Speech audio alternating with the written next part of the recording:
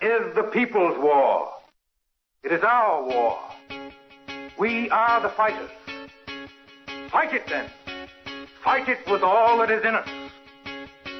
And may God defend the right.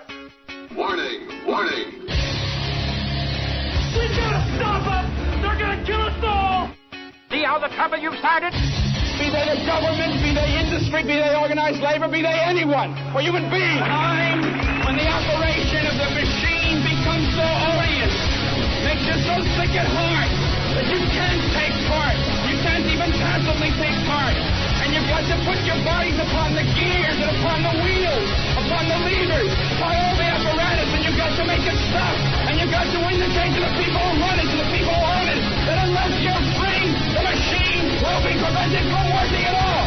Revolution Radio at freedomslips.com, the #1 listener-supported talk radio station, throwing ourselves upon the gears of the machine.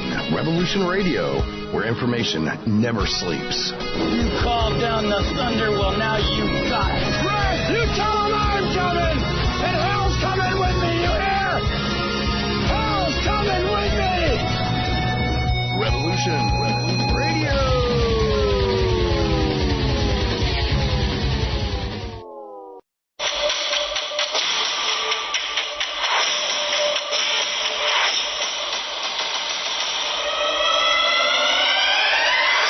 Welcome to Crypt Rick's I've Been Thinking. What's this show all about? Well, it's all in the title. He enjoys interviewing people about issues that he finds interesting and which cause him to sit back and think.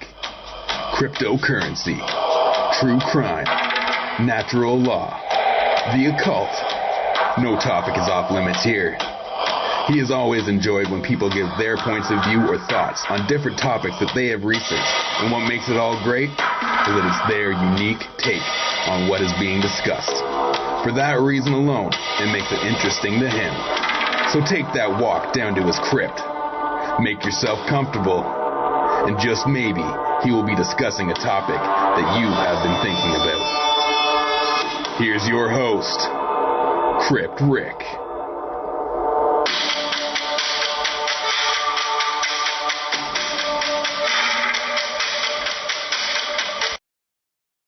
Welcome, everybody. It is another Monday, and we are in the crypt for another great show. I want to thank everybody in chat who is listening and everyone else who's listening, actually. I appreciate every one of you that stop by and give me your thoughts and leave comments. It's amazing. I love the interaction. I really do. Hope everybody had a great weekend, a safe weekend, and, are having a kick-ass start of the week. I really hope you guys are. I tell you guys, look forward to Mondays. I think it's the start of a new week, new challenges, new things to learn. So I really, a lot of people say they hate Mondays. I've been one of those weird people, I guess, that really enjoy Mondays. So I hope everyone that is having a great Monday and going to have a great week, get a lot done. So just before I get my guest on, I'd like to always remind you guys that it is listener supported here at Revolution Radio. That means that your donations are greatly appreciated. It keeps everything up here running, all the content, many great content creators on here talking about really important topics. And I just think that anytime you can support freedom and freedom of speech, especially now, is such a great thing to support and very important at this time. I think that they're really trying to limit what topics people can talk about on the bigger platforms. And I just think any time you can support something that is allowing any topic really to be talked about openly, it's a great thing to support. You can do that if you're into cryptocurrency. They got you covered. Bitcoin, Bitcoin Cash, Ethereum, and also Patreon. If you want to do it that way, you can donate a certain amount, pick an amount that you want to donate every month, and then basically it takes care of it for you. And that's also a great way. I always say, please check out the shop. Lots of great merchandise in there. There's host mugs. There's amazing T-shirts, some of them I really do like. And I think that those are a great way to show your support and maybe get people talking. If they see you wearing it, you can kind of point them over to Revolution Radio here and let them know about all the great hosts on here and creators and the stuff that they cover. So just wanted to let people know. And thank you to everybody who is donating and who has donated. It is greatly appreciated, guys. Thank you so much. I just think that is more important now than ever to fight for freedom. And so that's my thoughts on that. As you guys well know, But enough of that. I just want to get that out of the way. I just want to go ahead and welcome my guest. I've had my guest on here a few months ago. We had a great conversation. We covered a lot of great topics. I'm hoping to do that again. So I'm very excited to welcome my guest from – actually, I'm really excited to have my guest here. Sorry there. Okay, so I just want to go ahead and welcome Will Keller from naturalfreedomleague.com. Will, are you there, my friend? I sure am, brother. Thanks for having me back. You're I'm excited, as you can tell. I always Awesome. enjoy having you on and having these conversations. So I just want to let everybody know that they can find all of your work. That is a great place to go is naturalfreedomleague.com, Will? That's correct. Naturalfreedomleague.com. Perfect. Yep. Make sure I put a link in the chat for you guys to check that out. And I'll let Will, at the end of the show, let you guys know all about what's going on with them and the work he's doing. He's doing a lot, so it'll be great. I'll save that for the end of the show, though. So just to let everybody know, Will, before maybe some people haven't heard of you, and can you just give people an idea a little bit about yourself, what you're doing, where you've been, all of that good stuff? Yeah, sure thing. I'm located in California, Northern California, and I am a freedom activist, an anarchist, and a public speaker. So my work focuses on the causal factors of what's going on in the world, the laws of nature, and conscious parenting. So those are the main categories that I focus on. And I do in-person public speaking, which I enjoy, and also have a video podcast we do live Saturday evenings. That's at 7 p.m. Pacific, 10 Eastern. And just creating content, doing some conferences, and getting some videos out there with some great information to expand awareness. That's so cool. So yeah, as I was just saying, you do cover a lot of things. Like you are doing a lot of stuff to help people get this information and to slowly take it in and wake them up. For sure. You're definitely busy, and I think that's incredible. I think more people need to do that. What do you think? Because I always tell people, I see a lot of people that are taking in this information. They're hungry for it, they're learning it, but they always seem to fall short of that last step of getting the information back out there. So I think that people have to maybe realize that, yeah, it's great to take this information in, learn about it, understand it, but then you got to go to that final step of getting the information out there to people in whatever way it works for the individual person. Oh, yeah, for sure. I mean, many years, about 8 years of just taking in all types of information and gathering my grammar and processing that to get a more accurate perception of what's going on in the world and how reality operates. And then at some point, you do have to act. You need the rhetoric stage.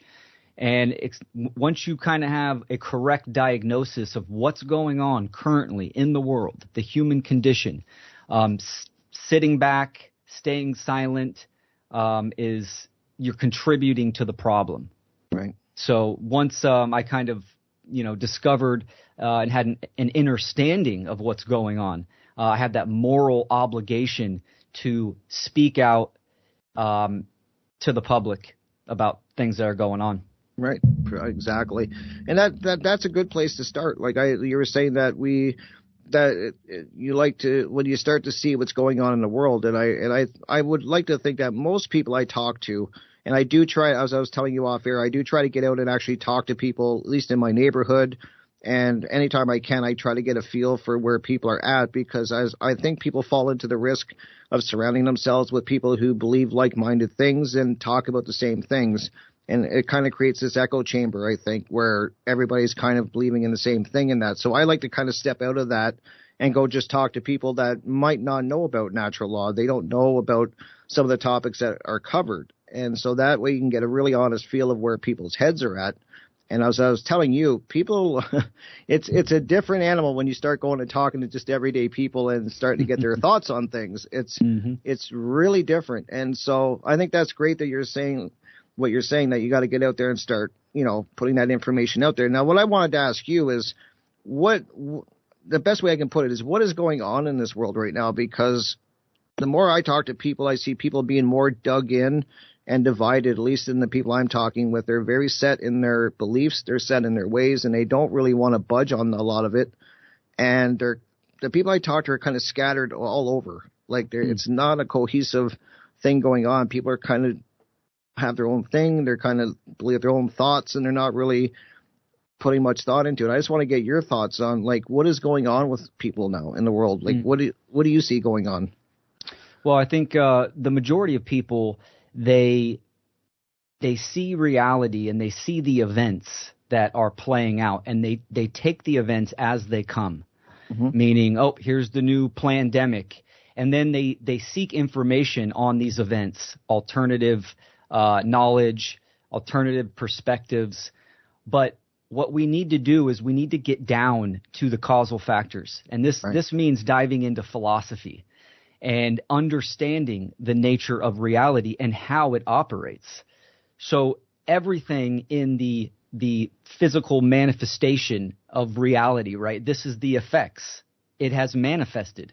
So all the events that are playing out right now, they have already manifested and they're manifesting. We're seeing it in real time. But yet there is a cause why an event was started. So there's the underlining causal factor. This is the realm that people need to consider and dive into, and we need to focus on, because this is where the change lies. So it's the two categories, philosophy and metaphysics. Not that many people talk about these two categories. Right. I think they both kind of they're kind of an offshoot of like woo type of either new age or coffee shop convo or something like that. So when people think about philosophy, they think about some of these really pithy names and these hardcore books to dive into, and it makes people's brain hurt, right? But philosophy is actually extremely simple, and it's an internal process, right, of working out these big questions. The nature of reality, what is going on? These are all questions that have to do with philosophy. And I think people need to dive into these realms, because it's extremely important. Metaphysics means beyond physics. So if the physical realm is the manifested realm, the beyond the physical realm is the energetic, the realm of mind, of consciousness, and that is the causal realm. This is where everything manifests from. So we need to understand psychology, and this will point us in the right direction. For what? For the solution.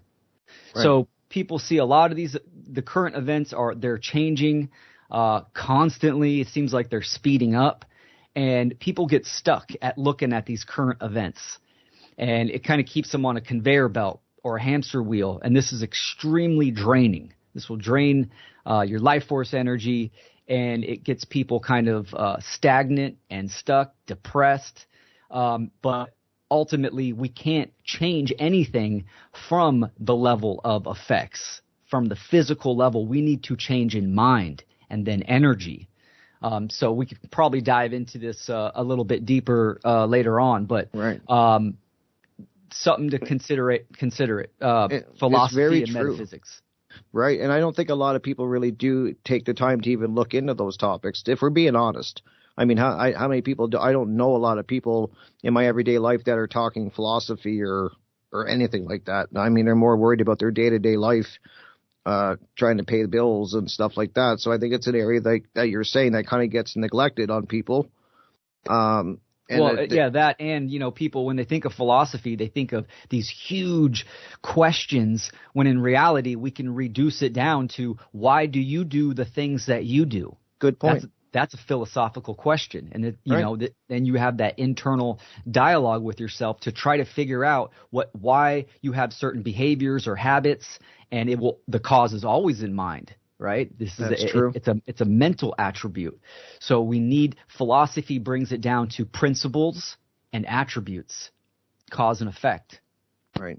That's very true. And so I like the way you're talking about that, because I do talk a lot about what we're seeing manifesting, as you were saying, right now right at this moment in time is already, like, I love the way that you're saying that this is from the cause of before. Like, we're just seeing it kind of what's manifesting now, but these are from our previous actions that happened in the past, and now we're seeing it manifest now. It doesn't happen super quick. This is kind of like how it it takes form. I'm trying to put the right words to it, but you're much better at it than I am. But what the actions from the past are kind of manifesting now, and I try to tell people that if you're trying to attack it from now, it's kind of too late. You have to get, like you were saying, get back to the cause, and then that's kind of like you're not treating the symptom, you're getting to the root of the problem. Exactly. Yeah, trying to change the effects. It has already manifested. So you're absolutely right. We have to get down to the causal factor and, present moment awareness. This is extremely important because it does focus on the now. But what category are you focusing on? Are you focusing on the effect, which has already manifested, or are you focusing on the cause?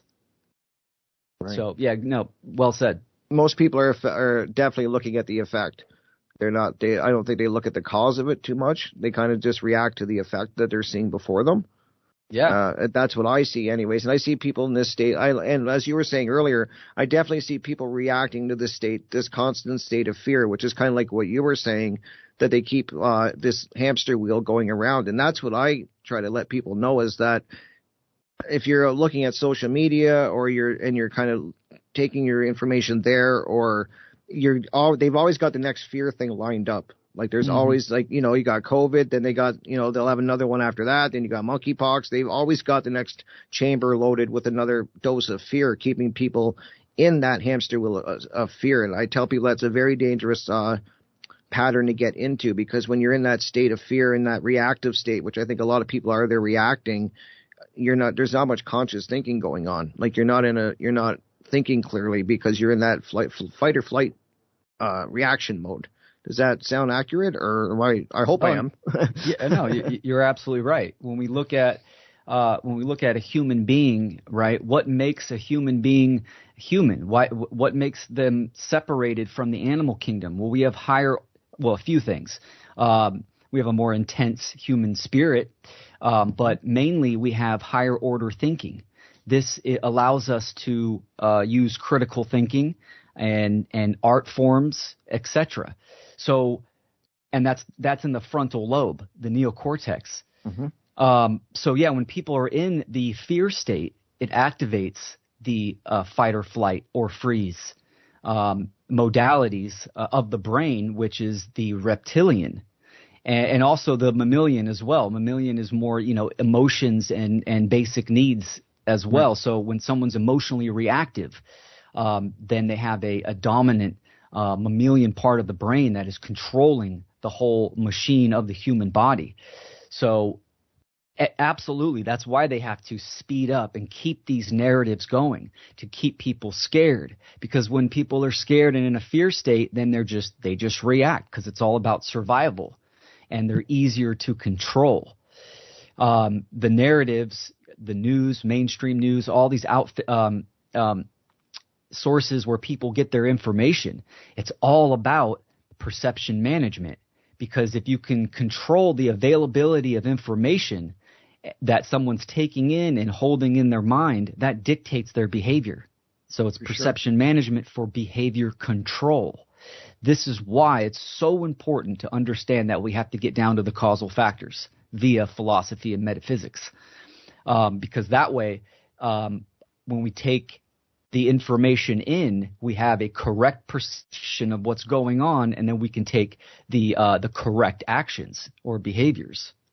Very true. And so, as you know, and most people that are listening to my show know, I'm very big on talking about shadow work. That's what I call it. It's working on myself, and I try to take time every day to just sit with myself, no distractions, and kind of really start digging deep into myself and to learn about myself, which I think a lot of people with their busy schedules and life just in general, they don't seem to take the time or have the time to take that quiet time with yourself, which I know is important. It's definitely important to me, and it's made me aware of so many things when I do this, and I do it. I try to do it every day for sure. How important do you think that, what you're saying is that's the start, correct? That is, you have to start connecting with yourself before you can go any further. That's what I let people know, is that's, to me, the most important foundation, is to start working on yourself and being honest with yourself. Oh, absolutely. The internal work must come first. It has to, because the first principle of natural law, or the laws of nature, is that the all is mind, meaning that the universe is a mental construct, and as above, so below, same with the human being. So we always have the thought first. It's all about our state of mind. That is the causal realm. So when you're talking about shadow work, yes, this is the process of looking at oneself and doing a self-synthesis and shining light onto the dark aspects of our psyche. Mm-hmm. And, interesting enough, and the dark aspects would be resentment, trauma, insecurities, all these things that we bury down. And we all have them. That's for sure. Absolutely. Yeah. No, this is a lifelong process, right? Yep. But we have to kind of get up to par. So from our childhood, there's false axiomatic belief systems that have been instilled in us, and which they operate in the shadow as well, right? And that actually comes out in behavior. So just because you have an aspect that's the skeleton's in the closet, mm-hmm. That doesn't mean nothing's going to happen from that. That absolutely dictates your behavior. And in fact, since it's working from the subconscious level, you're not aware of it. So this is all about being aware, shining light, the conscious light, onto the dark aspects of your psyche and behavior, which synchronistically, it's the same process as the external work of trying to create freedom or end the current human condition of slavery. It's the same process. We are shining light onto the darkness, because all evil operates in darkness. And I'll say this real quick, because a lot of people, evil kind of comes from cultural religion, but evil does exist. Evil, if you flip it around backwards, it spells live. So what is evil?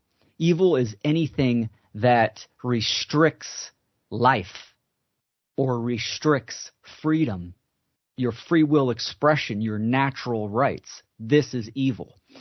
So same process, shadow work internally, and then as the collective, the aggregate, as a human species in its totality, we need to do the shadow work of shining light onto the darkness, but we have to understand what the darkness is. That's where we get down to the causal factors. Right. You're so right too. I like the way that you're talking about the causal factors, because that's what people need to look at, the causal factors. And it's very true too. I tell people too that if there's stuff that we all deal with that we bury and push down and try to ignore, this trauma that you're talking about and these, insecurities. Believe me, we all got them. I know I do. And I definitely work through it. And if you're honest with yourself, we've all got them. And you're either dealing with them or you just keep pushing them down. And there's so many different ways people do push that down. But I always try to tell people that even though you're squeezing that down and you're not consciously thinking about it, it's going to come to the surface eventually. It's just the way that things are. And I've noticed that in my life, that things that I've pushed down in the past, they find their way up eventually. Yeah. And it's usually at the most inopportune time or something. So I think it's so important that you have to be honest with yourself and really start diving in. And I think, and I tell people that the system is designed to keep people from doing this work on themselves. I think that's why they have all the distractions out there, all the different entertainment. They have, everything, government, religion, name it, these distractions, movies, music, all of this, and then keeping people in this circle of working, trying just to keep a roof over their head and, just at working their job, and where they kind of make it so people don't have this time to like sit and just, spend an hour with themselves. And I think that's by design. Oh yeah, absolutely. 100%. So the people do not recognize what is truly going on. Mm-hmm. And this is the hardest part. The hardest part is recognizing it. See, I think the majority of people they don't understand, but yet they're willfully ignorant to it. They think that they don't have any problems or any issues, or they're not contributing to the problem, but yet they are. And this is what our work is trying to do. We're trying to, we're way showers, trying to get people to take a step back, stop, drop, and think, and look at themselves and say, oh, wow, I didn't know this, and I am contributing to the violence, duress, and slavery that's going on. So maybe we can talk about next is what is going on right now. That's what I was going to, yes. The causal factors. I was going to bring that up kind of with the whole, because I was having just a discussion today about as I was telling you off air, about the convoys and that, and the person I was talking with is very adamant that the convoys that we saw going on and what's going on around the world, there is a lot of people doing things and making things aware and standing up in that. And we were kind of having the discussion. The person I was speaking with, I don't want to use their name or anything, but they were saying that people are waking up very quickly now, and it's starting to happen. And I kind of said, no, I don't believe that, and that the protests may have woke a few people up, but it's not really going to change anything, these protests, because once again, we're not looking at the root cause of what's going on in the world with the governments and stuff like that. We're once again looking at, what's actually manifesting now, which is it's too late at that point. So I just want your thoughts, along with what you were just saying that you'd like to discuss. Do you think that these convoys and that are waking people up as much as at least the people I talk to think it is? Well, first, let's define what does it mean to be awakened. Okay. Is this awaking people up? Let's define this. Okay. Because using the philosophical modality of reduction, meaning that we reduce it down to its principle and attribute, right? So what's the most basic principles and attributes for a human being? It's our thoughts, emotions, and actions. Mm-hmm. So does a human being understand how the mind truly works? Do they understand emotions? Emotions are energy in motion. And do they understand basic behaviors and actions, which mean natural rights, which mean what you have the right, the behavior you have the right to perform or not. So a right or a wrongdoing. This is, and so those three categories, but in correspondence to reality. So you have the self and you have nature, the natural world. Mm-hmm. So this is what it means to be awake, knowing your mind and what's really going on down to the causal factor, meaning the cause of mind in yourself and in the aggregate of the world, how emotions play into the human body and how they can dictate behavior in the aggregate, and then your actions do you understand right from wrong? So this is what it means to be awake. And of course, natural law is incorporated in that, right? They in correspondence, they're one and the same. So they absolutely, you have to understand the laws of manifestation and how reality works. So when people say like the Freedom Convoy is waking people up, I wholeheartedly disagree with that.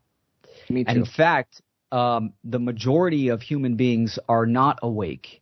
They do not understand the difference between right and wrong. They do not understand the causal factors in mind, the psychology of human beings in the aggregate. And our situation is progressing downhill, and it is speeding up. Now, I will say this, that there is a greater awareness going on. I would definitely say that's a good word. There is more people that are aware that something bad is going down, right? Even with governments are being they're being corrupt even more. So, I mean, the whole COVID-19 pandemic, it's like the new 9/11, right? And the time period that we're in, there's, the age of Aquarius, there's new intense energies coming in. Aquarius is the air sign. It has to do with networking and humanities and all of this. And it's a mental attribute as well. So this has to do with consciousness. So we are feeling the senses are being heightened. So I think a lot of people with the narratives and the dialectics that are going on right now, they're more aware that something is up. But this is what you and I, Rick, we were talking about earlier, is that we need to reach those people to get them to understand what the causal factors are of why all these narratives are going on. They never ask that, do they? They never ask why. The most important question, why? Yeah. And when you ask why, you're taking it down to the causal factors, which the causal factor is always in mind. The answer will always be in mind. That's so true. That's so true. And, with the Freedom Convoy,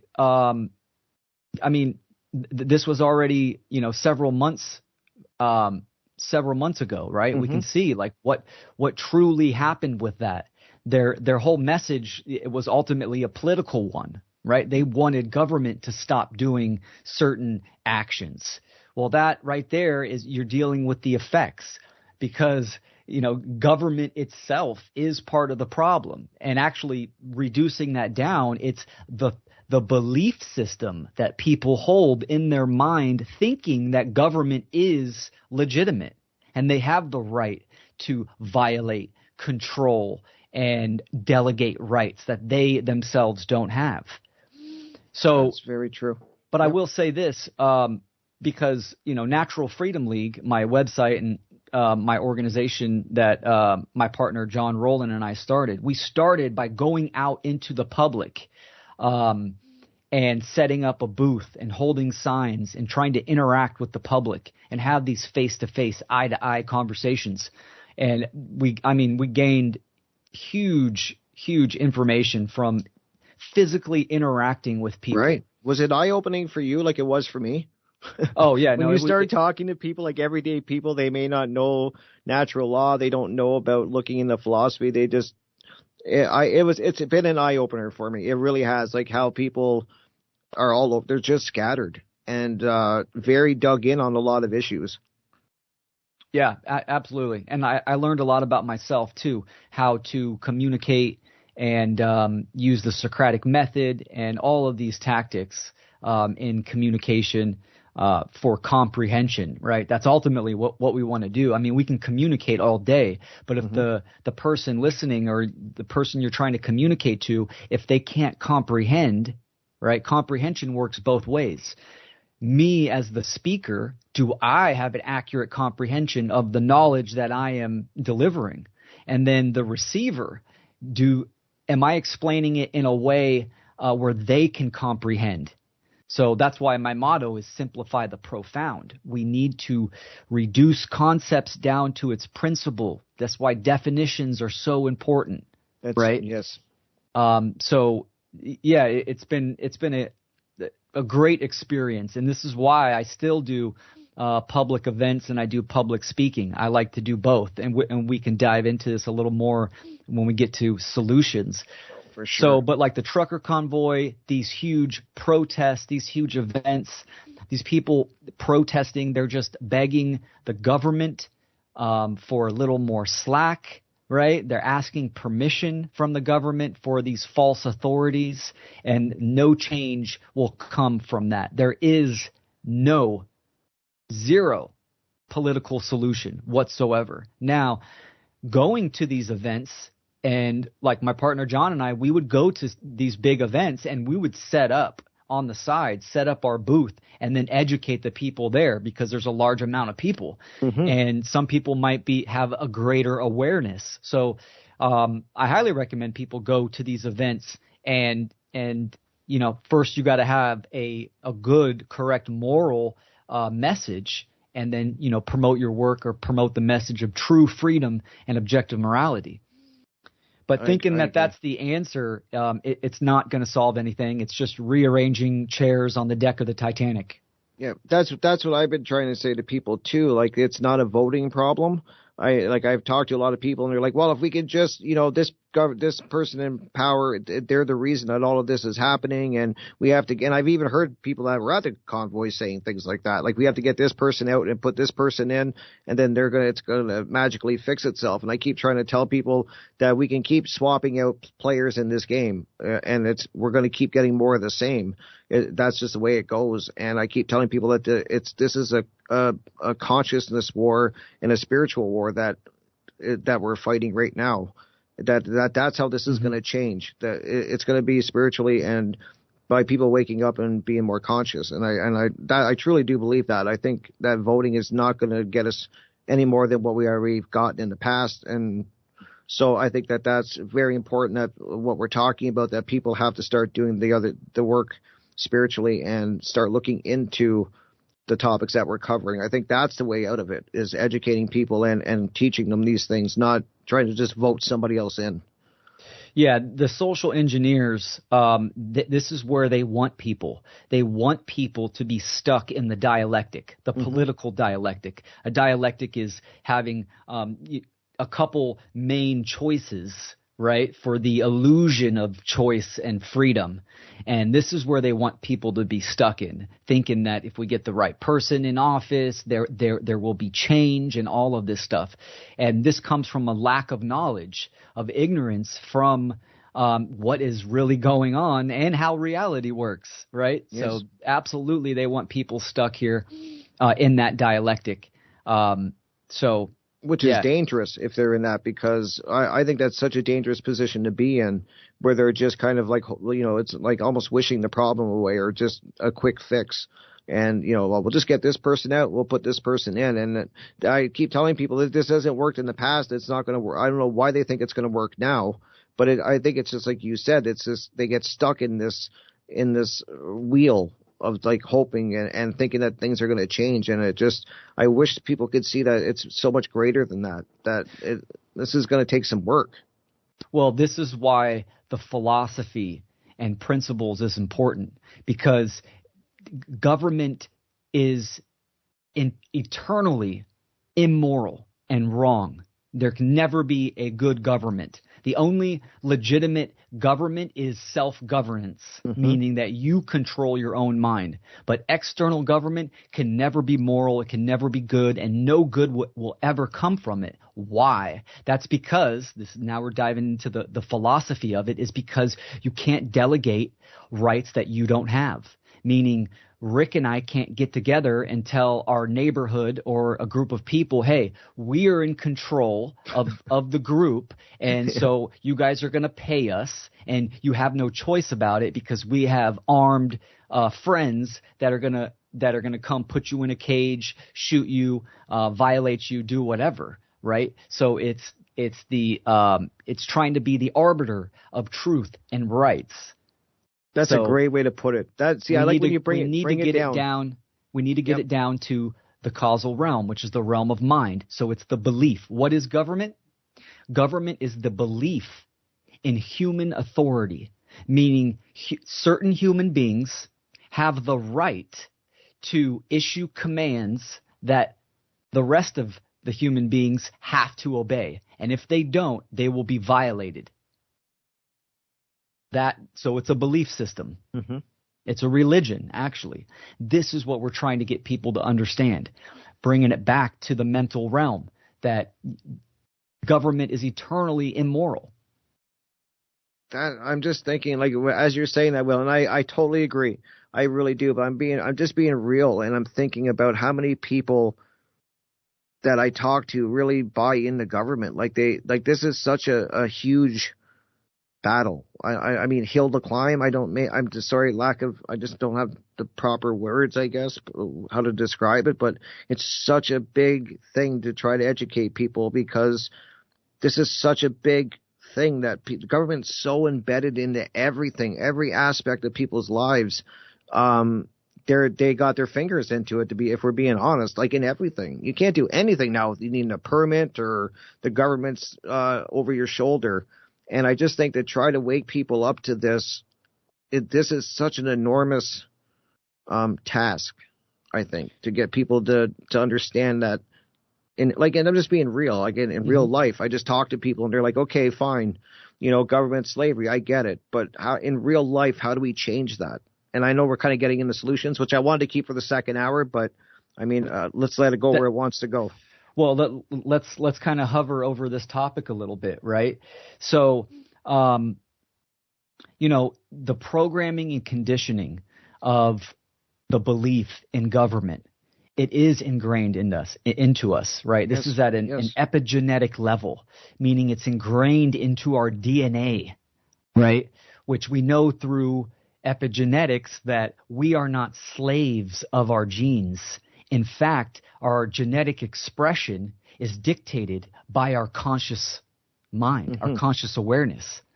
So, but the belief in government, yes, we're talking about thousands of years. There's been a control system, and not always, but for the history that we know of, there's always been pharaohs, kingships, or queenship, right? And the social engineers, which is really a tradition of a certain amount of humans that are playing God on this planet.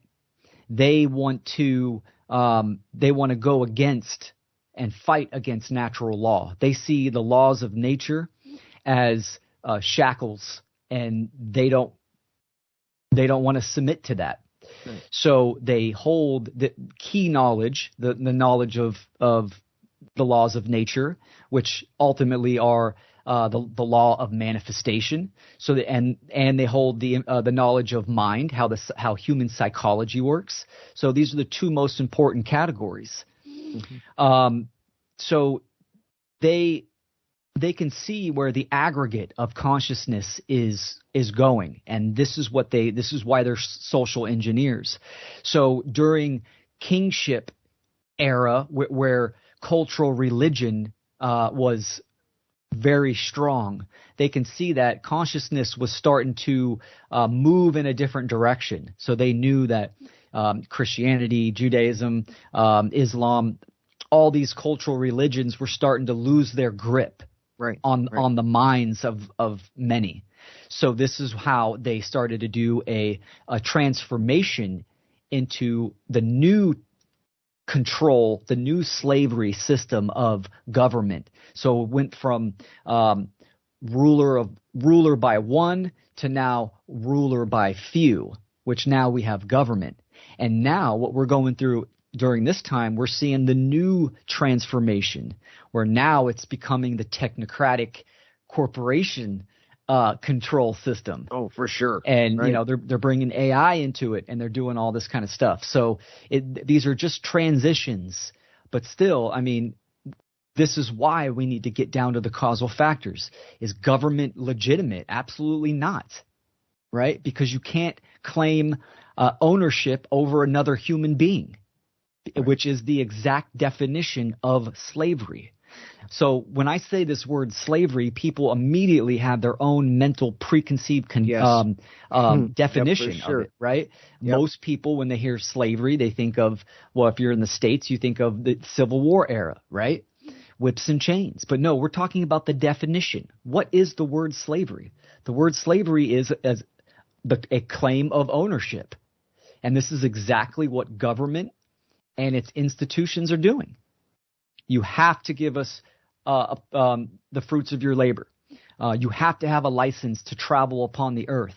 You have to have a license or a permit to build a house, etc., etc. The list goes on and on. You have to put this in your body. So that is a claim of ownership onto another, which is the definition of slavery. Now, every race on this planet has been physically enslaved, whips and chains. But we are quickly moving to that. Now, the social engineers don't want to take it to that all-out overt slavery of whips and chains. We're all chained together, kind of how we experienced in the Civil War era. They don't want to really go there because they know they have it even better.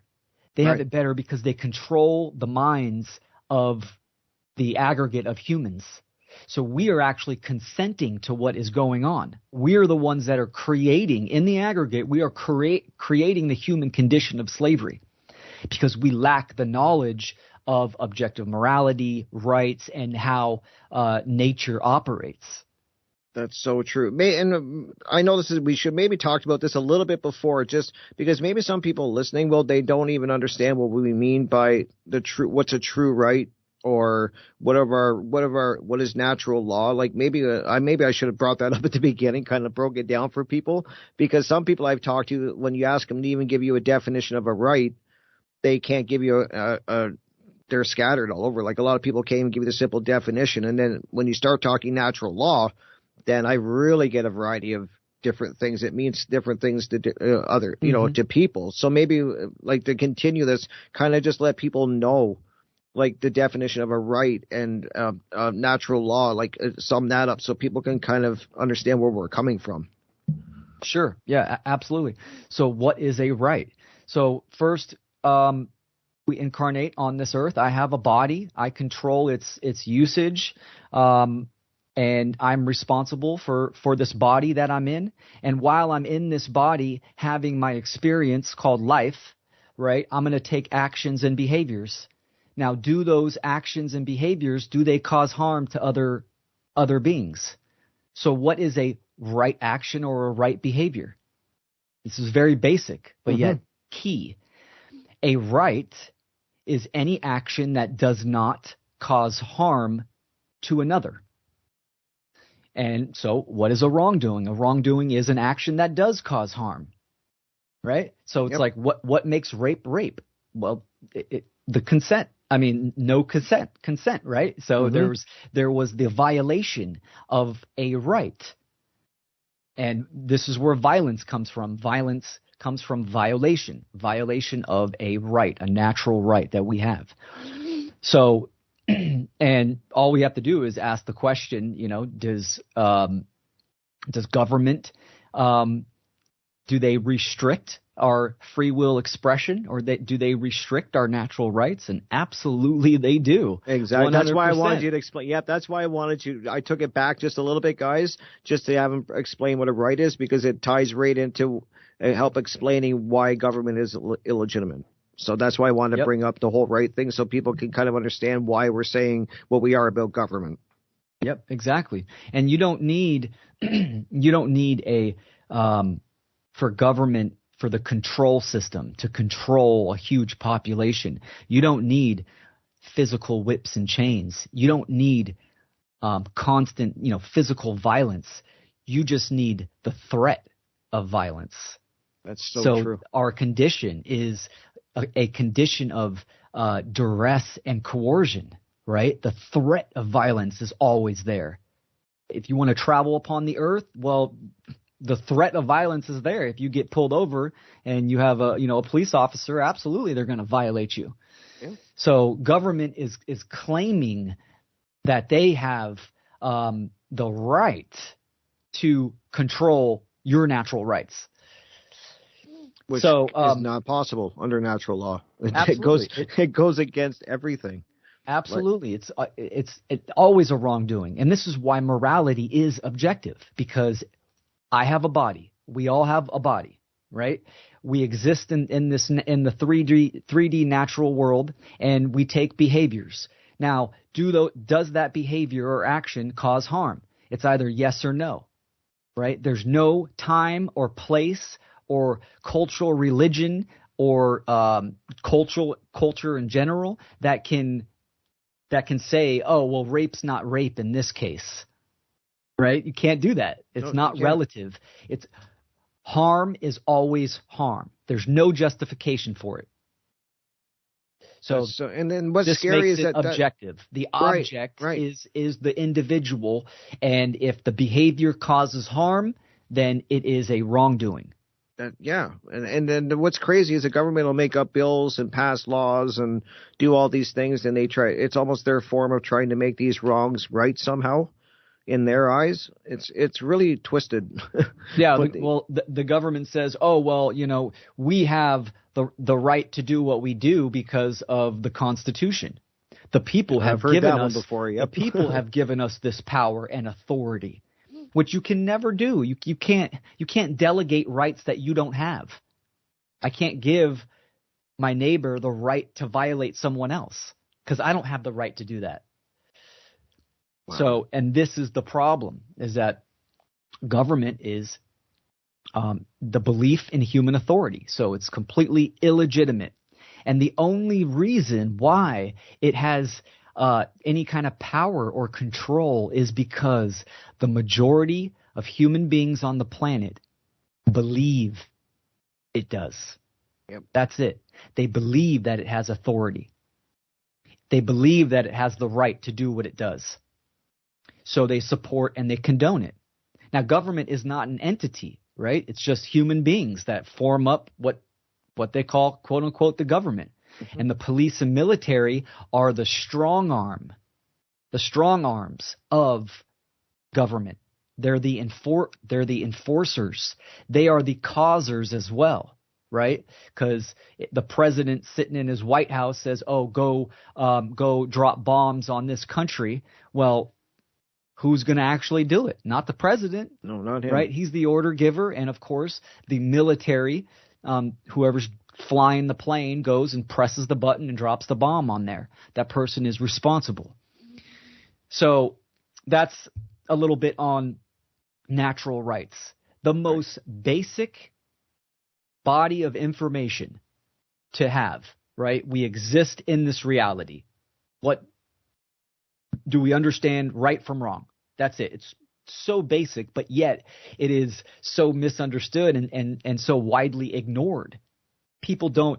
Most people will agree with what we just said, but have a problem when they apply it to the real world, to the natural world true. In the aggregate, where they go, yeah, I totally believe that you don't have the right to violate anyone in your neighborhood. Okay, well, what makes government any different? See, so then people have a problem with that. And that's where the shadow work comes in, because it's so ingrained and conditioned in one's mind.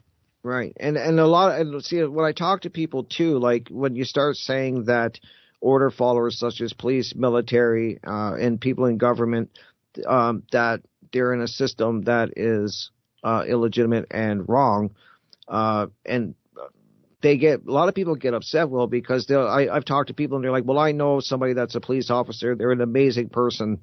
They do so much good and stuff. And then you hear about, and I'm sure you've heard that, same with military. Mm-hmm. And then in people in government, I've talked to people and they're like, my uncle's, works for the government. He's not an evil person. And he's, and so I find it like, how do you kind of answer that one? Sure. Absolutely. And I know, and I've known police officers in the past, and some of them were sweethearts. They were super nice people. But we're not talking about personality traits. We're talking about the actual principle that they have an immoral job.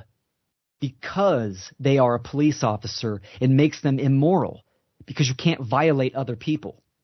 So people need to understand they're taking personality traits and mixing it in with actions and behaviors, right? Okay. So they become a police officer, and they're not whispering sweet nothings into the public's ears. They're actually going out on the streets and they're violating people's rights.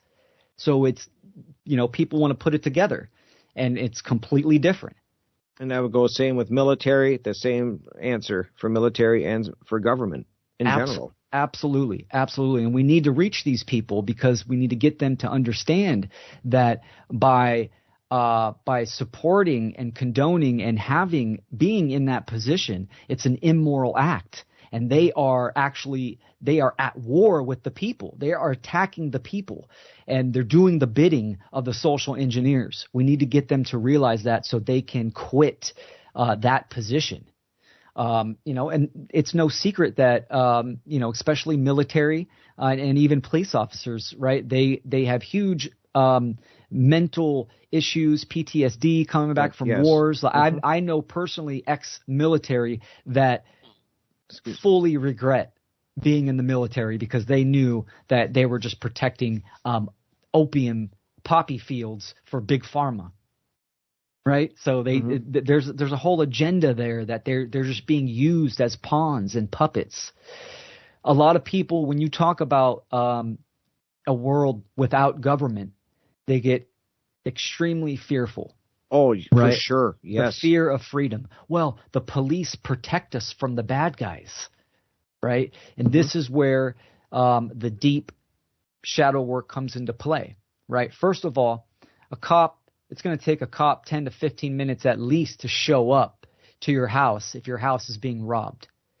You are responsible for yourself, right? So if someone's breaking into your home, what is going to protect you? A police officer that's going to take 15 minutes to come there, or you activating your natural right of self-defense?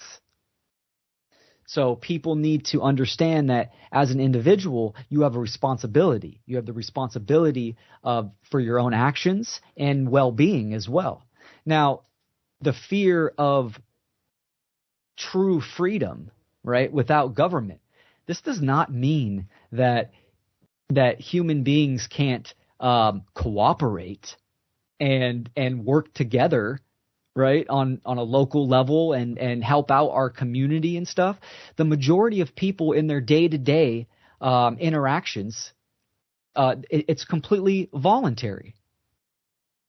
This is what a moral society would look like. It would be voluntary interactions. Nobody's holding a gun to your head saying, you better go to the store and get me orange juice right now. No, you are going upon your own free will. And when you get to the store, guess what? There's other human beings there that are just working a job and consenting to bagging your groceries and helping out. It's just other human beings like the police and military that will pull you over, harass you, or government tax your fruits and labors and stuff like that. So other human beings are actually creating these issues that we see going on in the world, right? Mm-hmm. Doctors as well. Doctors knowing that the genetic modification, the needlecraft vaccine is completely harmful, and yet they're still going along with it. Those individuals are directly responsible. So first, someone needs to get down to the philosophy, the principles. Is government legitimate? Is the belief in authority legitimate, moral, or immoral? That's where we need to get people to understand.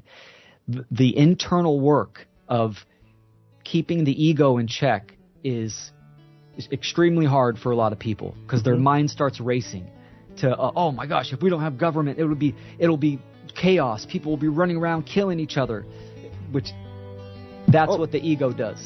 Right there, I can't believe the first hour is up. Will, so we got Will Keller on. We are covering a lot of great topics, guys. So we got a 5-minute break coming up. So please join us for the second hour. It'll be like 5 minutes. We're here with Will Keller, guys.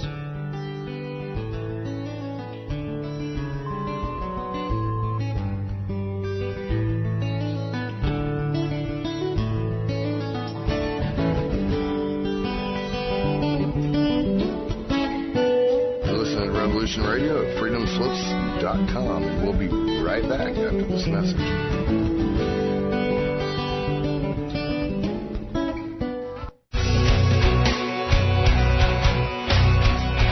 All right, thanks for listening while we took that short break here at Revolution Radio, freedomslips.com. And now we're going to get back to your host.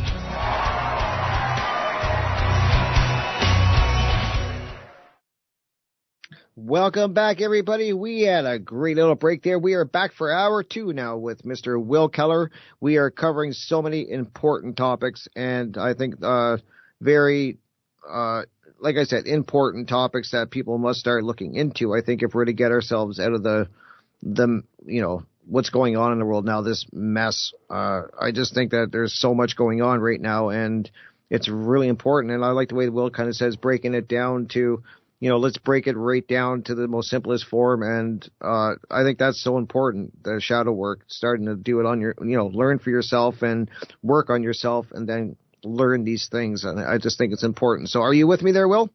I sure am, brother. Thank you for joining me for the second hour. I mean, what a great first hour. We covered so many things, important things, I think, that they're so key right now to what's going on. And I think the points that you're making are very true, that people have to start learning about objective morality and what a real right is. I think that that's the key, I think. I don't think, like as I was saying in the first hour, I don't think voting is going to do much. It never has. And I think that this is definitely an individual battle between each person, I think, like with themselves kind of. Absolutely. The individual, right? It's all about the individual, because the individual makes the aggregate, right? You add all the individuals up, and then you get the totality. You get the aggregate or the collective. So it's extremely important. And then, to finish up kind of my whole rant and what we're talking about, we wanted to talk about natural law as well. Yep. So it's why is objective morality important? Why is this the cause, right? And this goes directly into natural law. So natural law is the term that I like to use. People say cosmic law, universal law, the laws of nature. So let's define natural. Natural means of or related to creation. So it's non-man-made. We're talking about the creator of the universe.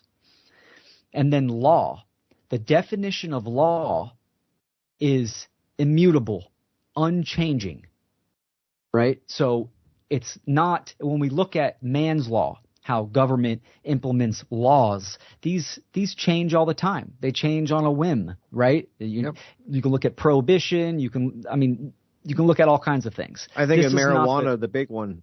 Sure. For so many years it was such demonized, and now it's everywhere. And now it's okay, apparently.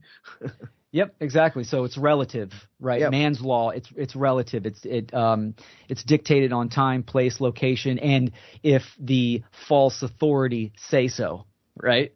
Crazy. So I'm in California, so there's people locked up still in a cage for marijuana, and it's fully legal here. So it's crazy. That's crazy. That's not the correct definition of law. So when we look at natural law, these are the creator of the universe, the laws. These are the boundary conditions. These are the parameters that govern all of existence. So human beings didn't create them. This is God's law, however you want to use that word, the creator. This is its laws, right? Nature to me is God, source, creator, life force. So natural law, and this is getting, and many people understand the physical laws, gravitation, thermodynamics. We understand these. Magnetism. Yeah, no, great one. So we learn about this, right? But not that many people talk about the metaphysical laws, which metaphysics again means beyond physical. So if the physical realm is the manifested realm, or the realm of the effects as well, they're what supersedes that? It's energy and consciousness, right? One and the same, ultimately. So this is the beyond physics, beyond the physical, the metaphysical realm. And there's many principles, but why this is important with objective morality, and why it's important for what's going on right now, is because natural law is it's a creative, intelligent field. It rearranges and it gives us what we are giving it. So this is the true law of attraction, or the law of manifestation. But it's not the New Age variant where it's decided upon your emotions, right? Oh, I just feel good. My intentions, it's all about my intentions. Intentions are meaningless when it comes to the external natural world. An intention is a mental marker for an individual. Like, I have the intention to clean my house later on, right? But it doesn't guarantee that I'm going to actually take the action and do it. So the laws of manifestation are based upon action. That's key. Behavior and action that you take in the natural world, right? You actually perform the energy. You are, and that's dictated. So your actions are dictated upon your thoughts and your emotions, because what you know in your mind, the available information, right? That's also going to make you feel a certain way, and then you will act upon your thoughts and emotions.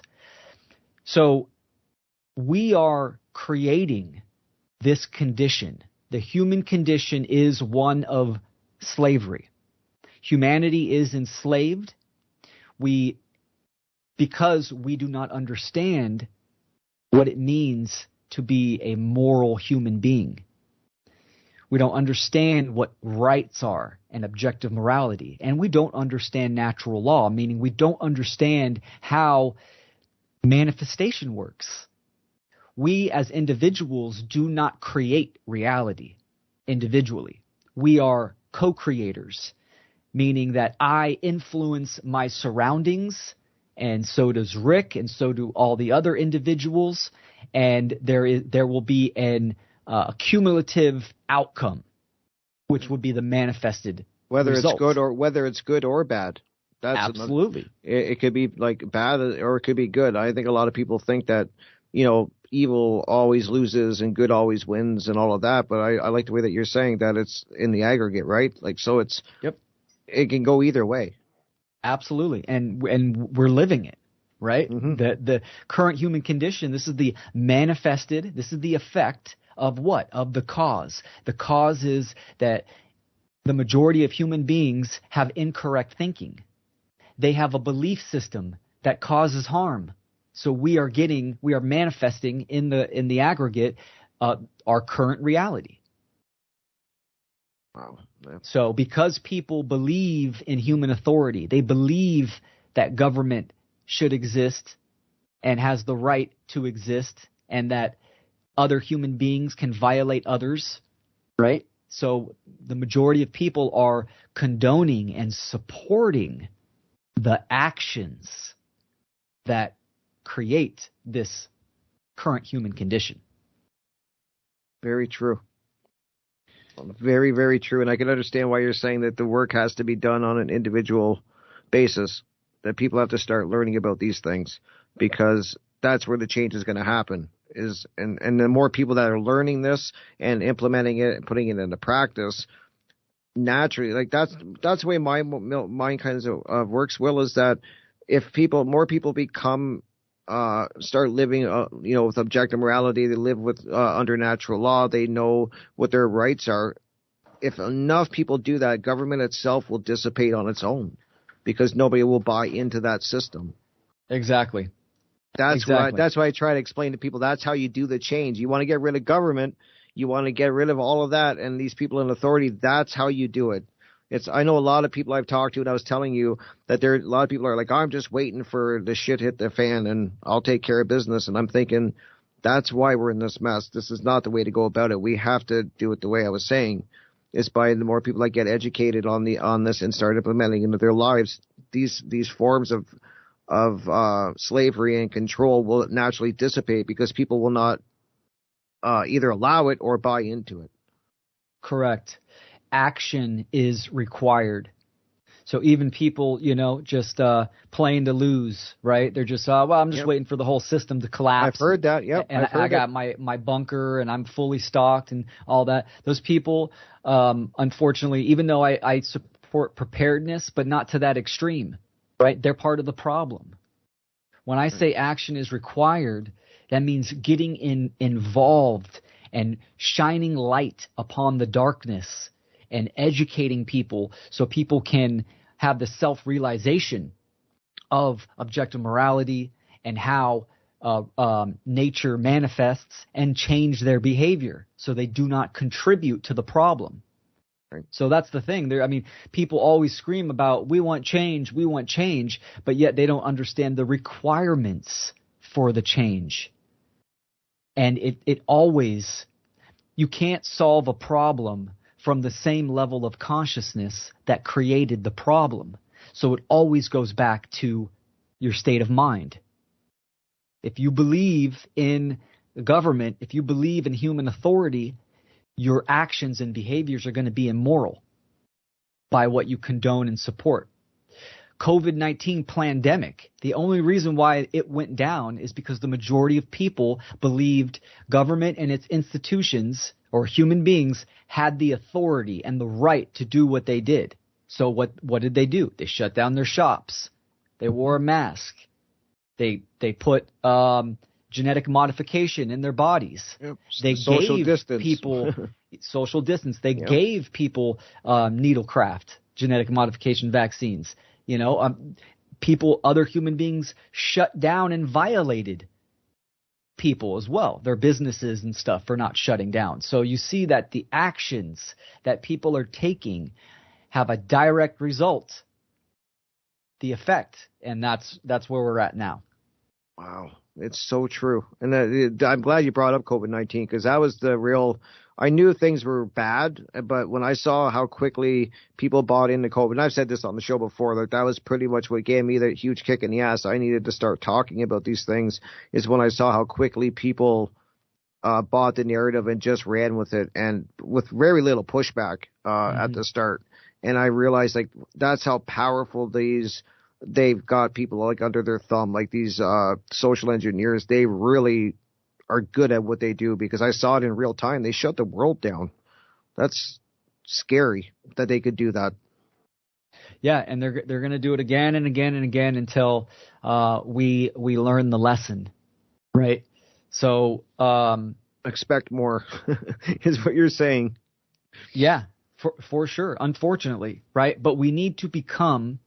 We are co-creators. We need to become conscious co-creators. So just like you said, Rick, earlier about the shadow work, right? Mm-hmm. The internal self-synthesis of recognizing our issues internally in our psyche, and we shining conscious light onto that, so we can heal and remedy and then change. It's the same thing in the aggregate. Very true. Wow.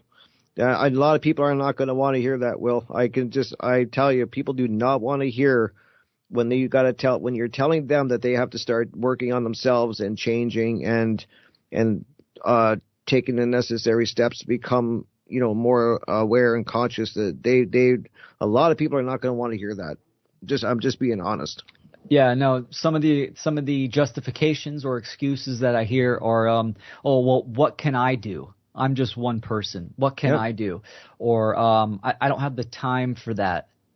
Or I'm a full-time parent, and all of these, and some of these are valid in a way, but that still doesn't negate that there's violations happening. The truth is truth. Period. So even though someone has a hard time hearing this, it does not make it incorrect. It's not going to make it go away. That's the thing. So when we get into solutions, we'll talk about some. Well, that's what I wanted to dive into to you with for the second part, because that's cool. What definitely because I have, like I said, I talk to people and I get into talking about government as slavery, and people say, well, we live in a free country. And I'm like, I don't agree with that at all, because I always just tell people really simple things like you need a license, at least where I live, to do anything. You want to go fishing, you want to go hunting, you need licenses and permits for everything. Yep. If you want to build a deck on your house, you need all these permits. You got to pay the government. So I don't understand how people think that they're free. Correct.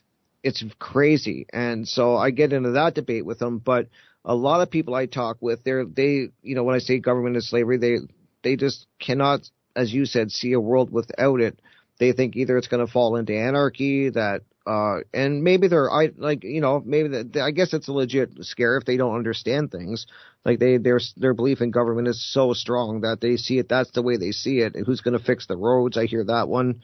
Who's going to educate the children? Even that question, right? Yeah, exactly. It's like, who's going to fix the roads? Who do you think's going to fix the roads? The same people that fix them now, human beings, right? Mm-hmm. So that's a lack of imagination, saying that human beings can't come together and solve a problem. We can't cooperate and create, right? So this is the domestication of humans.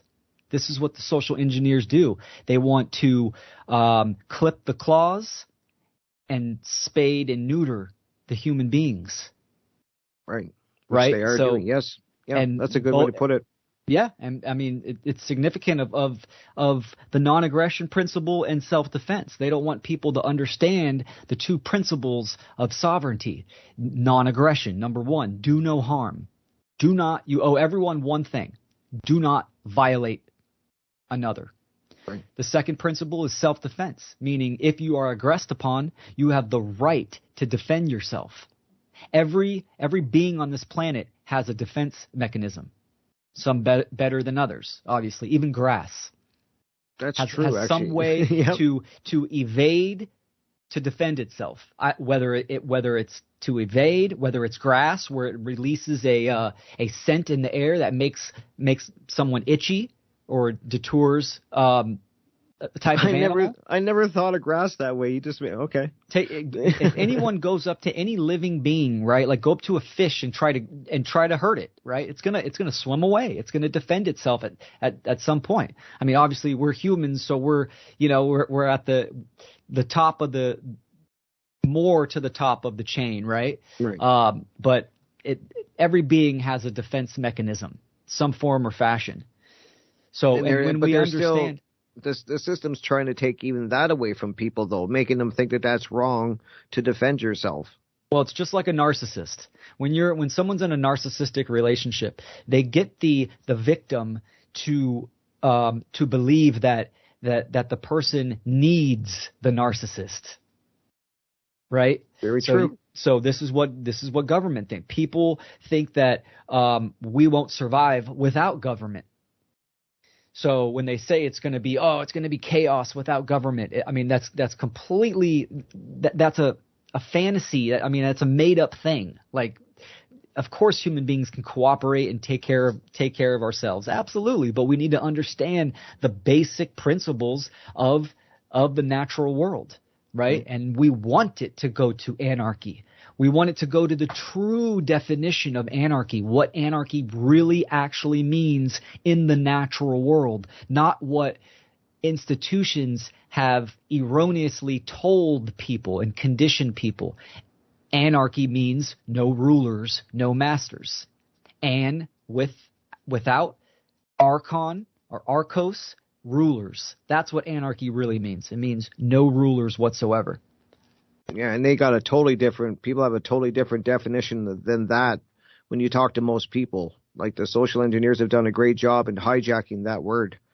Correct. And twisting it into something that it totally is not. A lot of people, when I break down what anarchy means, they're shocked in a way. And it's like, well, that's not what I thought it was. And I think that's the case with a lot of meanings. I think people they have to start digging. I love looking into words and the meanings and breaking them down. I think that people should start doing that. They'd be surprised about the words they speak every day, and they really don't understand what they mean. So yes. It's just something I really enjoy doing. But no, so solutions, that's what I want to get to. So let's get into that. I want to try to leave on a positive note, because as I was saying, I've talked to many people, and they most agree, okay, that government is a problem and that, but they can't see past, as I was just saying, we kind of broke down, they can't see how to get rid of it, or they think that we need it. So what are some of the solutions that you have for people to start breaking away from the system? What do you recommend? Like I'll let you take this one. Sounds good. Solutions, right? Let's put soul in there, because this is what it's about. It's about our souls. This is a war of souls.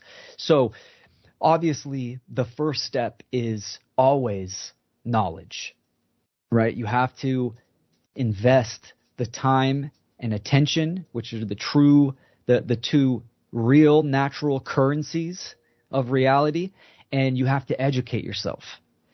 And this is what it means to take in the knowledge of natural law, objective morality, natural rights, so you can have a correct and accurate perception of what's really going on. So it absolutely starts with the internal work. Now, slavery manifests because of mental slavery. So this is what the internal work is. You're freeing yourself mentally and emotionally of the shackles and chains of a false belief system. Freedom is a mindset, right? That's where it starts. It starts in the mind. So although coming into awareness and waking up to what is truly going on in the world can be devastating, and it can. I mean, it is, and it has to be, because of what what we've been going through for hundreds and thousands of years. It's ingrained in our DNA. We are breaking it down. We are shedding.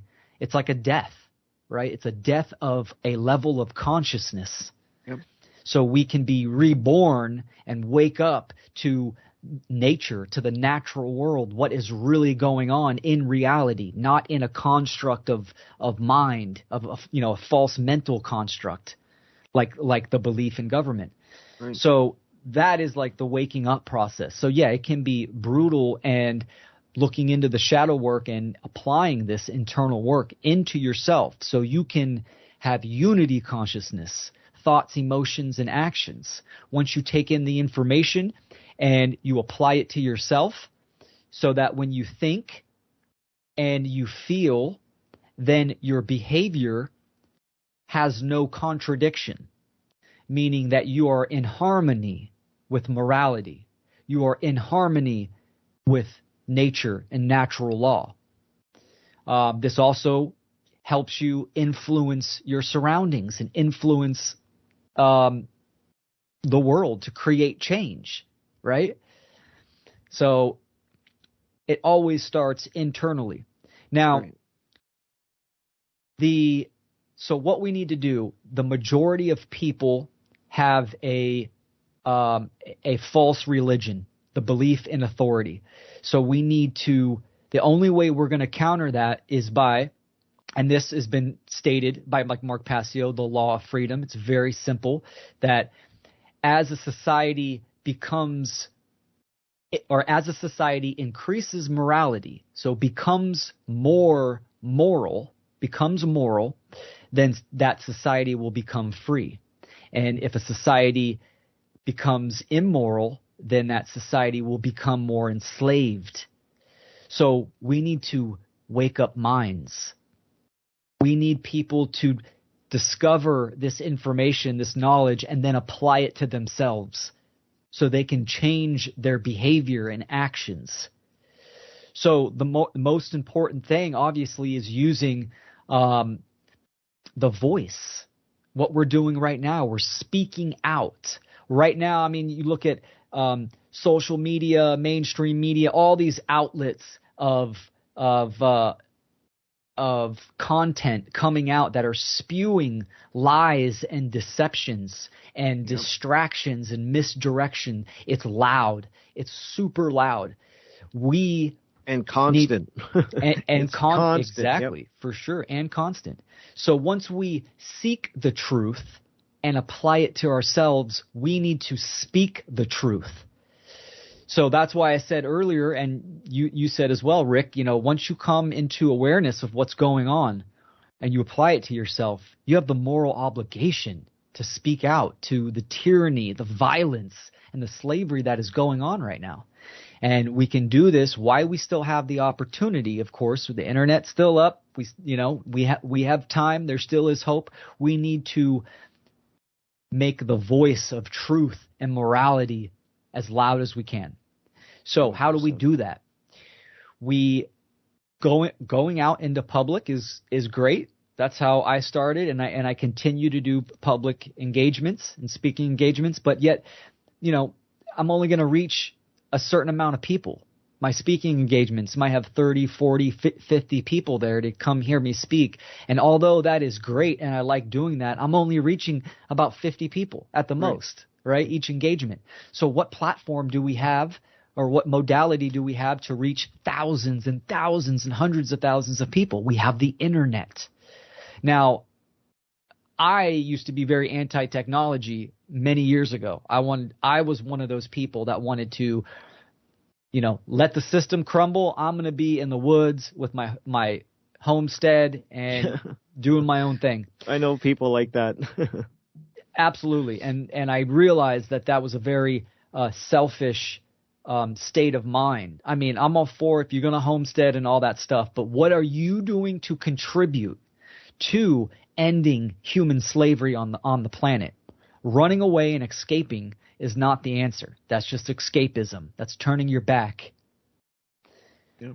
So using the internet, becoming proficient with technology, and creating content, So a tagline that I have is, we do not need leaders. We need artists. Leaders lead people. Yeah, no, for sure. Leaders lead people, right? They lead people on their path. Mentors is something totally different. A mentor, the definition of a mentor is like a stepping stone in mind, in consciousness. So you learn from them and then you move on, right? Yep. So mentors are all good, but leaders, following a leader is not where we want to go. That's very cultish. That's like the government and its institutions, right? They want to be the false leaders. And so we need artists. What is an artist? An artist is someone that expresses themselves, right? And they create in the physical reality. Right. Whether it's a painting, it's writing, it's doing videos, podcasts, dance, it's whatever. It's creative expression. This is what we need to do. Now, we need to also think about immortalizing the message of true freedom, natural law, and morality. And how do we do that? We do that by creating videos and putting them on the internet. Now, there's correct ways to do that and more efficient ways to do that. And this is how, like, Mark Passio has his class, How to Become the True Media, which is a prime example of the correct way to do it. If you create videos and you upload it to YouTube and that's the only place you have it, that is not immortalizing the message, right? The video that you created, it will be there for hundreds, thousands of years. I mean, as long as you can play a video, right? But if it's on YouTube, YouTube can just delete your channel and it's gone unless you have it backed up. So understanding technology, how computers work, how the internet works, how to create your own website where it can, you have multiple areas of streaming and you have your files backed up and you're not relying on these other companies like YouTube. I'm saying, you can upload your videos to those for sure, but don't have that be the end all be all spot for your content. We want to make sure that when we're putting a message out there in our content, we want it to stay up there. And even though if it goes down on one place, there's multiple paths to reach it. And then we promote our content. This is how we get the message of truth out there to hundreds and thousands of people. So we need artists. We need content creators with the message of true freedom. And what is freedom, by the way? We should define this. Freedom is unrestricted free will expression. That's what the definition is. Okay. So it's very important to have a correct message, right? I mean, people look at, the Highwire or these other platforms, Alex Jones, for instance, and they go, he's given me the truth. But is he really? He might be giving some good information, but what realm does it fall upon? The realm of effects or the realm of causation, where change can be created? So we have to be correct. Right? Being correct means that it has a basis in truth, objective truth. And that's so our message is crucial. Someone can invest thousands of hours and hours talking about, debunking the COVID-19 pandemic or whatever the next current event is. But still, no actual solution or change can come of that. Right. That's so true, Will, when I think about it. How many people spend their time watching shows that, they're talking about one thing endlessly and then talking and exposing it, but they're not getting to the root cause of the causal factor of it. Like you said, they're just watching the result of it. And then there's no change that's ever going to happen that way. Exactly. Like I said, Highwire. So like Del Bigtree, even though he's got some great information, but what's his core message? What are the principles that he's talking about? Well, he's not even I'm a vaccine abolitionist because I understand and I know the pharmaceutical companies are complete criminals, and allopathic medicine was created to implement a sick care system. Yep. to keep people sick. 100%. It's not based upon healing in the natural world. So, but does Del Bigtree, does he have a message of objective morality? No, he's just saying, we just got to get the right vaccines. So we have to understand principles, first principles, and what do people stand for. Also, life is not a passive show. You have to get involved. That's for sure. Total 100%. You can't sit by and watch that. No. 100%. We have to get involved. We have to. If we say we want change, if we say we want freedom, then everyone that can hear my voice right now has to get involved. We need numbers. We need numbers for people speaking about the violation of natural rights. We need to speak about objective morality. Government is inherently immoral. So, these are topics within the same category of true freedom. Yeah. We need people to become public figures. And this might be uncomfortable for a lot of people, right? This is where the internal work comes into play. We need to have thick skin. We need to have courage, true courage is doing something in spite of fear. Right. There's a lot of personal characteristics that we need to overcome. And then knowledge, of course. Like I said, the knowledge of technology. That's a big one, I think, for a lot of people. I know it was for me. And I guess for you, maybe in a way, too, when you were saying that you didn't really want anything to do with technology kind of thing. And I know that was big for me. I didn't have the knowledge.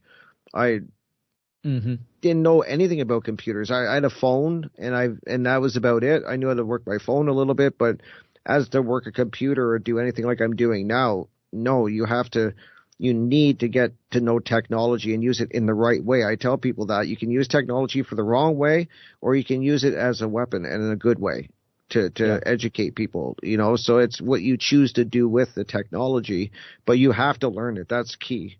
Correct. And I'm glad I'm in Mark's class to learn it too. It's a great class. I'm on my third year. I highly recommend anyone look into how to become the true media. Mark Passio's class. It's fantastic. And he will teach you how to do it. Walk you through it, which is amazing. I'm only, like I said, I'm just starting the class, but I can already tell and I love it that he takes it right from the basics. So he takes you from, if you don't really know anything about a computer, and it kind of builds your confidence, and you're getting comfortable with your system and what you can do with it. So, and I think more people need to do that, because a lot of people I talk to, Will, and I'm sure maybe even you do, they know that they want to put their message out there, but they don't know how. They don't have a clue. They don't have a computer. They don't know anything about programming. They don't know about a podcast. They don't even know where to start. So I think it's key, like you're saying, that you have to learn how to do this. Yes, absolutely. I'm actually working on a multiple video series. It's 2 parts. The first one is the Seeker video series, where I dive into explaining natural law and objective truth and morality. Very and then cool. The second part is the Speaker. So the seeker and the speaker, right? Once we need to seek truth and then become the speaker. And I actually dive into kind of like a mini version of Mark's class, where I dive into some technology and tactics and stuff like that. Very cool. That's going to be powerful. Right. Very powerful. And just to give you a little pushback, because and only on this topic of when we were saying that we have to take the time to start taking in this information and then putting it and implementing it in our lives. And the key is taking in this information. I run into a lot of people when I try to start talking to them and letting them know, like, maybe to start looking into certain presentations or certain books. I've heard a lot of people say they don't have the time. Mm-hmm. Like, how am I supposed to do that? I got a family, I'm working nonstop, and then I'm trying, all the regular things that you hear, just basic life. So what would you say to people that say that they don't have time? Because I hear that a lot, actually. Yeah, I think, and I hear that excuse a lot too.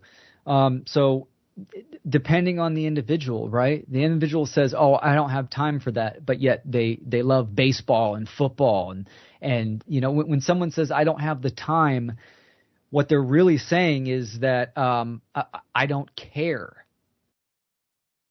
Good point. So it comes down to energy management. And now I'm a father, and I totally understand, kids, there's a lot of time and attention there and stuff like that. But this is another reason why we need more content creators to simplify the profound.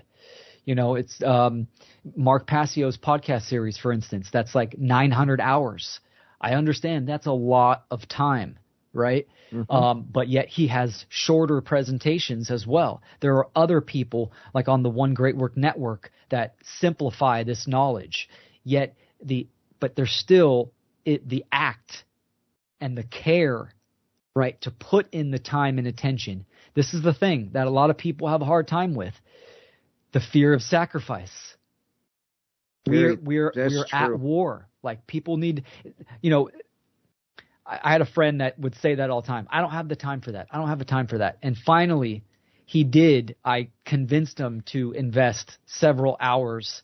And this was before the whole COVID pandemic. And then when COVID kind of hit, it kind of started to wake him up a little bit. He had a greater awareness.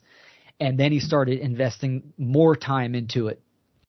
You need to have an accurate understanding of what's going on and how brutal and bad it is, to be blunt. Mm-hmm. Right. So when someone says, I don't have the time, it really means that they don't have the care. And this is what we need. Care is that heart space, is that heart energy. Right. But it's also, it corresponds to mentalism, your mind, time and attention, what you focus on. So where your focus goes, right, attention flows. This is the same thing as manifestation. If we don't care to look at ourselves and change our behavior, then slavery is going to continue and get worse. But by the law of manifestation. It has to go that way. But yeah, that's exactly. The law. It's going to happen. Especially people with kids. A huge part of my work is conscious parenting. Our children are going to have it tremendously worse than we can imagine. The enslavement of future generations is going to be just insane. So having a daughter motivates me more to do this work and just love for children as well, right? It's like right. we need to create change as much as we can. So when we pass the torch down to the younger generations, they have some kind of head start. They have some kind of footing. So conscious parenting, understanding objective morality, natural lights, what's going on in the world, and teaching this and educating our children, extremely important. Extremely. Huge part of it. That is part of the solution. If you have kids, then this is directed to you. You need to you have to have the care, take the time and attention to understand what is going on and pull your kids out of public school. Become their freedom advocate. Understand that the social engineers are targeting children because the children are going to make the future society. Right. So it's all about programming and conditioning the youth. It's distract the older generation, program and condition the younger generation. This is called generational mind control or generational slavery. And they're getting children into school younger and younger and younger, it seems, to get them to start doing that, like get them at a younger age so they can really start working them over young and getting that. And then, they're definitely breaking the family ties too, right? Like they're trying to break the parents, like they don't have a lot of time with their kids. I notice now, if you got both family, you got two, hopefully they got two family members in the house. They're both working, they're trying to work full time to make ends meet. Then how much time are they really getting to spend with their children? And when they're not even around that much, you might get maybe a little bit in the morning or in the evening, but they're left to the being raised by the system, which, correct, as you were saying, that that's what they want. They want that bond between a parent and a child severed. Absolutely. They need to put the wedge in the family dynamic as soon as possible. Culture is the right arm of tyranny. They want to raise your kids, or not raise, because raising children means raising their consciousness. their level of awareness. They want to use culture to program and condition, to mind control. Big and difference. So absolutely they need to break that tie from children to mom and dad. So keep mom and dad working, keep them distracted, all of that. Why they condition the youth, for sure. And it's so true what you say about care. Do you care enough to make the changes in your life? And then what are you willing to sacrifice? I think care and sacrifice are such key words. Yes. They really are. I mean, like, okay, do you care enough to take in this information? Do you care enough about what's going on in the world to start bettering yourself and to make changes?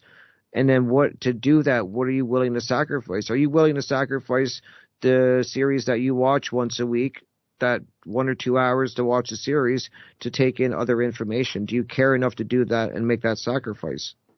Yeah, and it even goes further than that. I mean, sacrifice is required. It's some level. It's different for each person. Someone that's a police officer, you have to be willing to quit your job.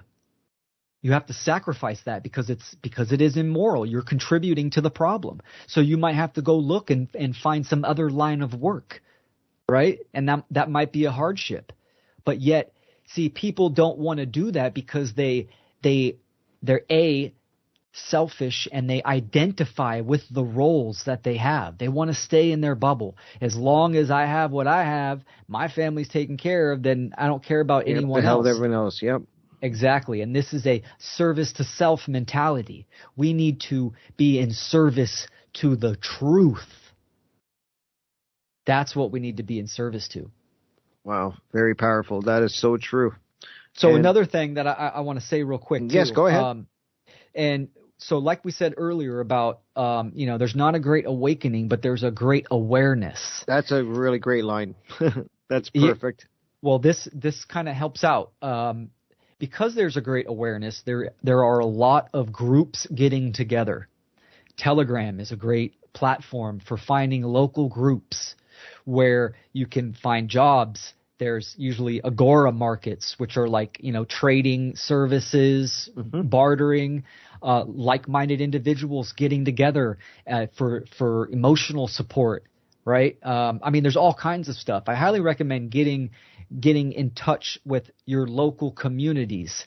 But yet a lot of these communities still, it all depends on their message, and do they have an understanding of what's going on, an understanding of morality and rights. So, but still connecting with like-minded individuals, there's, strength in numbers, community, unity in community. So it's really important. I highly recommend people do it. Since the pandemic, I've been in a support group, which is great. We're also creating a conference as well. So there's action that can be created by participating in these groups. And, becoming a content creator,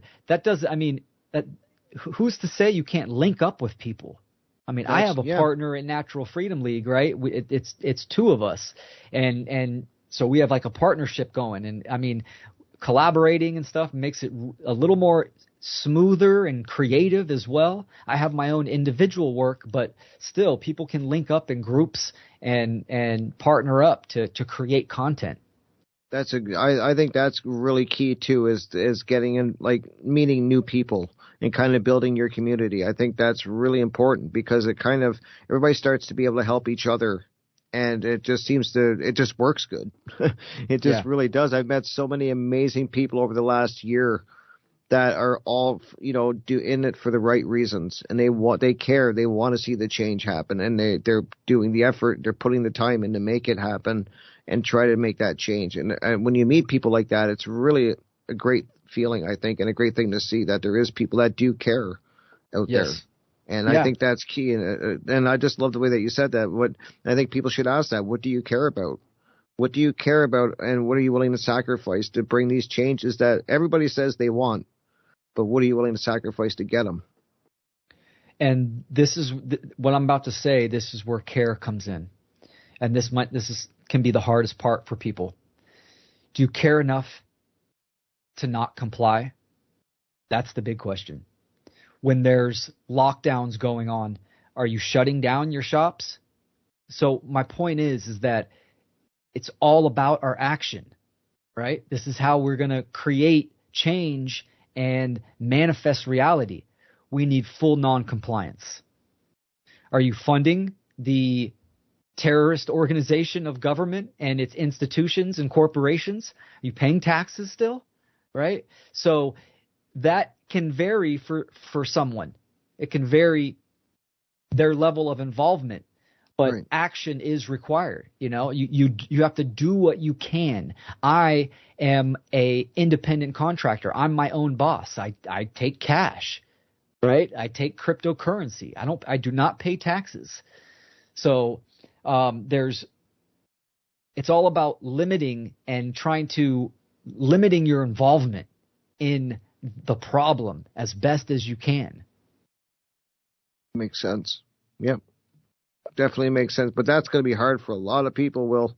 I'm just being honest. The people I talk to, I agree 1,000% with what you're saying. Believe me, I do. But I talk to people and they always bring it back to how do you do that in real life? Like, I can't just quit my job. I have a family, I have children, I have a wife, I have a house, I got payments. And yes, I work for, say they're a police officer. I don't know, I'm just throwing that out. But, how do I just quit that job and then risk all of that? And I guess what I would tell them, and what I have told them, is that maybe you don't want to quit your job instantly. You might want to kind of try to line something up before you do that. But you have to be, you know what I'm saying? I just have a lot of people giving me pushback on that area. The human spirit is one of the most powerful forces because we are an expression of the Creator. Agreed. Right? So the human spirit is that divine spark within us. And when we activate, right, we can accomplish great things. Letting fear take over oneself is the stagnation, and it dimmens the human spirit. So understanding that mighty forces come to aid to people that are courageous is important. Yep. Understanding the higher power of nature, natural law, and how it manifests. That it's a creative intelligence that is working with us, right? So, but like you said, that is hard for a lot of people. Yeah. As far as communicating these topics, there's many tactics. I like to keep it simple, even defining words and bringing it down to just rights. If you walk up to someone and try to engage in a conversation and go, "Oh, did you know government and slavery?" That person's going to shut down. Yeah. Right? I'm giggling because I've had it happen. Absolutely. But if you engage that person and use something like the Socratic method where you ask them questions, like, "Hey, do you have the right to take your neighbor's labor? To tax your neighbor? No. Well, then can I hire some friends to do that? No. And then you build up to, where does government get the right? So yep. we have to build it up to people, right? Because people they're in cognitive dissonance, and that calcification is thick. This is why creating content is so important. You don't want to send someone a video where you're just dropping the hardest bombs possible. You need to build up to information. Right? And this is all falls into the creative aspect of creating art. So, and then when you put art out, in reality, it becomes an artifact. That's very true. Wow. Yeah, art, heart, earth, it's all in there, man. Wow. Yeah. I'm just thinking that's cool. But I'm just thank you so much, Will, for joining me for this show again. I was looking so forward to this. I always look forward to having our discussions because I think you really break it down to where people can really think about it, and you give them an easier solution, kind of like the way you bring it down simple, like you were saying, to an easier understanding. Like you're not just sledgehammering them with all this hard stuff. Bring it down to something that you can explain to people. Like an example that you gave was, I love that. You just ask about if it's right to take something from your neighbor and you build off of that. That works great, that one. Absolutely. Because everybody's like, no, you can't just take my stuff. Okay, well, can, a group of people come and take your stuff? No, they can't. And then you just build it up, and they have no choice but then to see your point. When you get to the, That's the Socratic method, right? By asking questions, you're stimulating critical thinking. And someone can recognize, their own internal contradiction, right? They say, oh, yeah, government has the right. Well, where does the right come from? Yeah. The Constitution, the people granted those rights. Really? Did you agree to that? Did you sign a contract to that? So it's all about understanding artificial and natural. Artificial means fake. It means it's just of humans' mind. I mean, we just created it.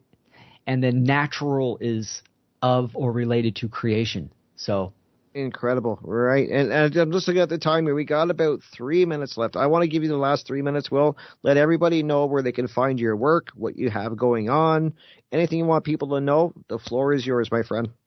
Excellent. Appreciate it, Rick. I always love coming on and chatting with you. And thank you to all the viewers and the listeners. My main website is naturalfreedomleague.com.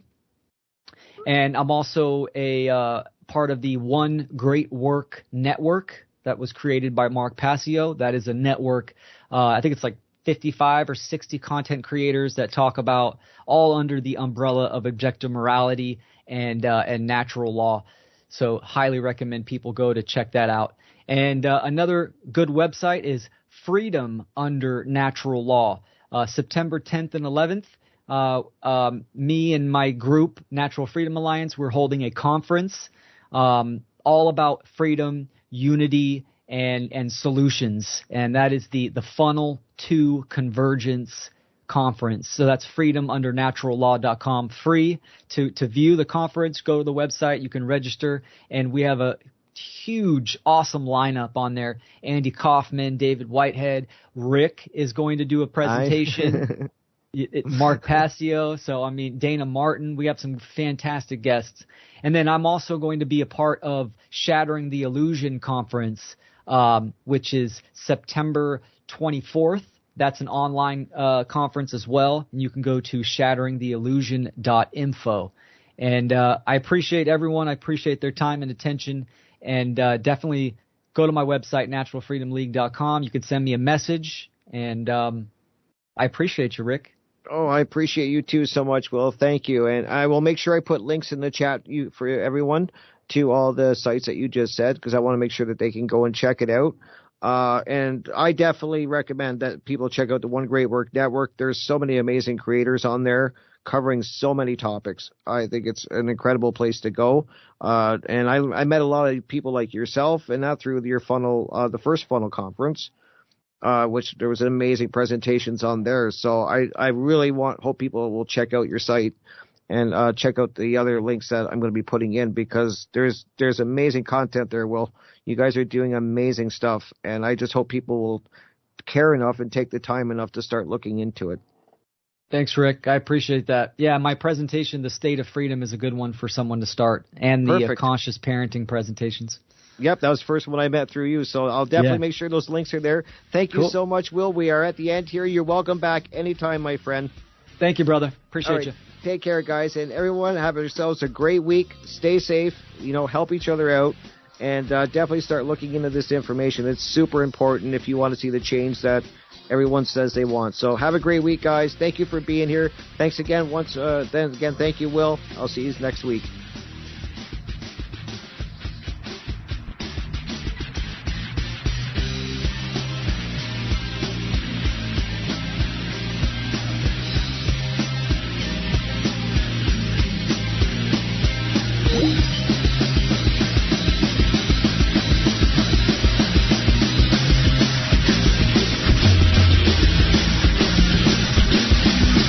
Thank you for listening to Revolution Radio.